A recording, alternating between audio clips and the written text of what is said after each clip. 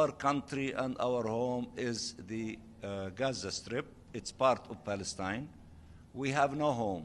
For those who want to send them to a happy, nice place, let them go back, to their original homes inside Israel. There are nice places there, and they will be happy to return to these places. But in the meantime, our homeland is our homeland. If part of it is destroyed, the Gaza Strip, the Palestinian people selected the choice to return to it.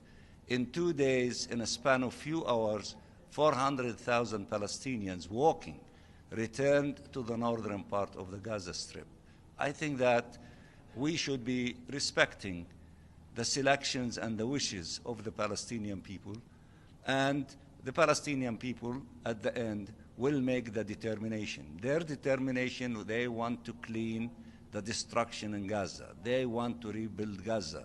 They want to rebuild the schools, the hospitals, the roads, the infrastructures, and the buildings and the homes, because this is where they belong and they love to live there. And I think that leaders and people should respect the wishes of the Palestinian people. يا ست عدلة.